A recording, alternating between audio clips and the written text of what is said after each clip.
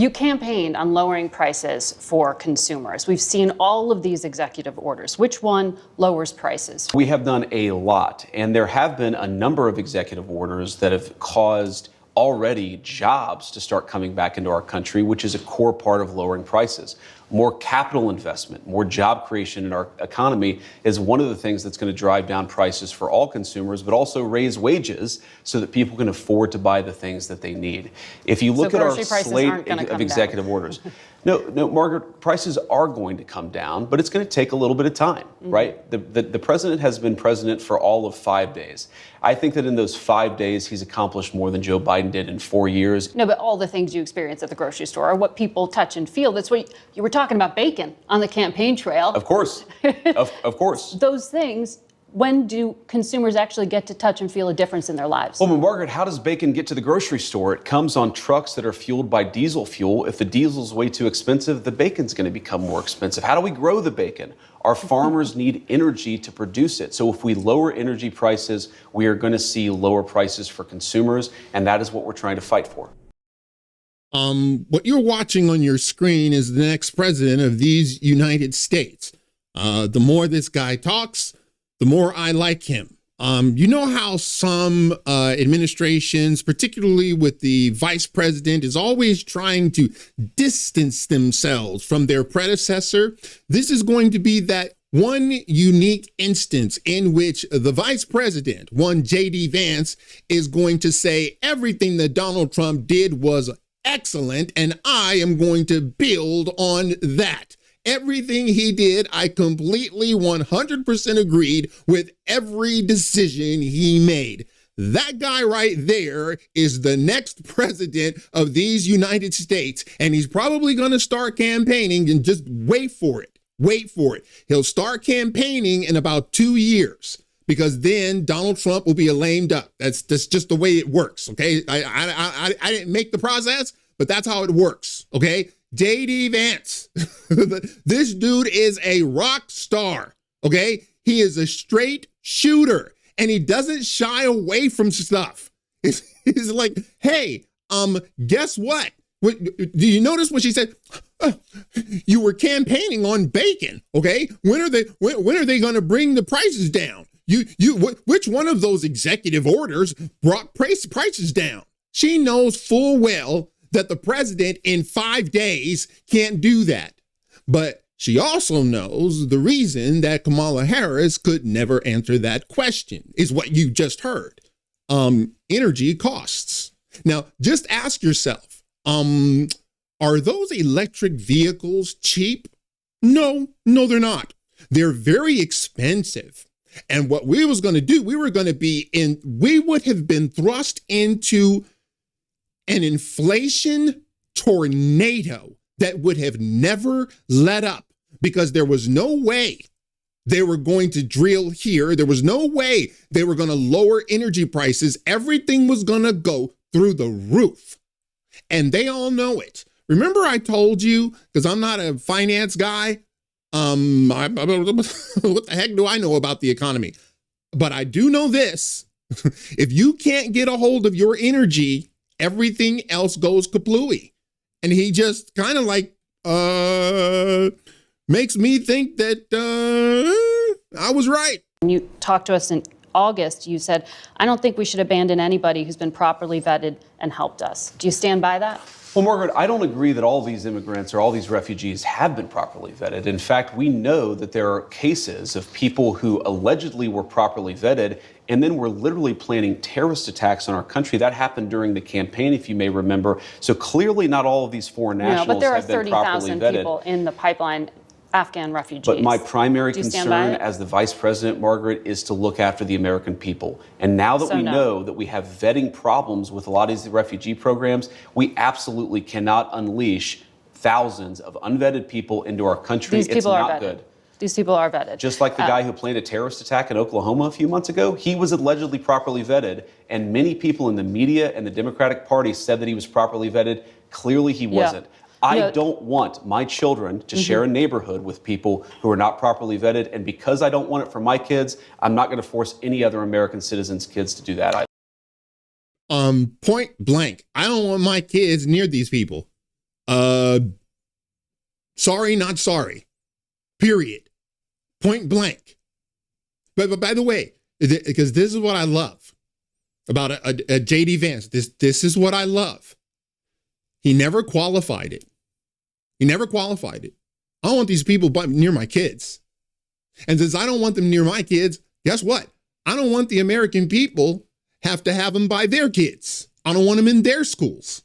Yeah, that's how this works. It's kind of like because this is like subtle, but this is what tells you why family is important. Because when you have children, you actually have, skin in the game. When you have children, when you are actually loving someone that goes when you're gone, children are very important, I believe, particularly in a position like this. Once again, I do believe you are looking at the next president of these United States. Daniel Rodriguez used an electroshock weapon against a policeman who was dragged out of the defensive line by plunging it into the officer's neck. He was imprisoned, sentenced to 12 years, 7 months. He got a pardon. Ronald Maccabee hit a cop while wearing reinforced brass knuckle gloves, and he held one down on the ground as other rioters assailed the officer for over 20 seconds, causing a concussion. If you stand with law enforcement, how can you call these people unjustly imprisoned? Margaret, you're separating, there's an important issue here. There's what the people actually did on January the 6th, and we're not saying that everybody did everything perfectly. And then what did Merrick Garland's Department of Justice do in unjustly prosecuting well over 1,000 Americans in a way that was politically motivated? Is violence like that against a police officer ever justified? Violence against a police officer is not justified, but that doesn't mean that you should have Merrick Garland's weaponized Department of Justice expose you to incredibly unfair process, to denial of constitutional rights, and frankly, to a double standard that was not applied to many people, including, of course, the Black Lives Matter rioters who killed over 24 people and never had the weight of a weaponized Department of Justice come against them. One more time. You're looking at the next president of these United States. I'm guarantee you, Democrats don't have a guy like this. Because they can't have a guy like this. Do you know why? Because in order to be a guy like this, you have to say what's what. And they don't have someone to say what's what. They still have people saying that men can get pregnant, and they won't relent. So it's like as long as you will not admit that men can't get pregnant, you still have Democrats that are gone berserk because Donald Trump said there are two genders. And like, you don't have anyone that's gonna debate this guy. Are you kidding me? Like, this is the guy, okay? And by the way, this whole January 6th thing, you see his answer is like, no, you're right. It doesn't. There is no excuse for it. But that doesn't mean just because there's no excuse for it, well, that doesn't give Merrick Garland warrant to do what he did, which is deny American citizens their constitutional rights, which they did. And it was all political. And when you start talking about people that were using, brass knuckles and they were baseball bats, I just right off the bat, I don't believe you. And I don't believe they were Trump supporters. Sorry, I don't buy it. No one goes to a rally with brass knuckles. Did someone end up at the rally with a baseball bat? And do you bring a baseball bat to a rally? Who does that? I've never seen that before. It's ridiculous.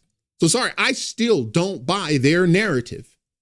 I believe it was all a setup. Did some bad stuff happen? Absolutely. Just like J.D. Vance said, that doesn't give Merrick Garland the right to deny them their constitutional rights. Even if they broke the law, let them pay the consequences. That doesn't mean you get to arbitrarily take away their constitutional rights. Like, how is that out of bounds? You see, she was thinking that she was going to get him on a gotcha. That's what she wanted. She wanted a gotcha. He's signing all of those executive orders. Which one of those orders is going to lower prices? She knows that's not how it works. She knows that.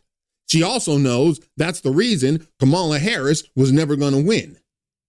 Because if you're going to start banning gas-powered cars, and if you're going to demand that people buy electric cars, you know where the energy prices are going to go? Straight through the roof.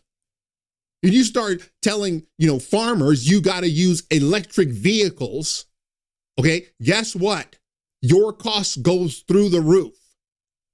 It's like, it's amazing to me that, see, there are people, I just think they're duplicitous. You see, I think that she knows that.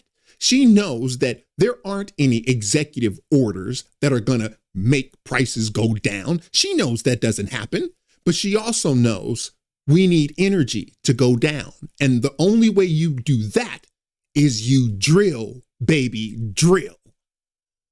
All right, that's it for now. If you like this video, smash that like button and subscribe. And if you're following me on Rumble, please press that follow button. And until the next time, God bless.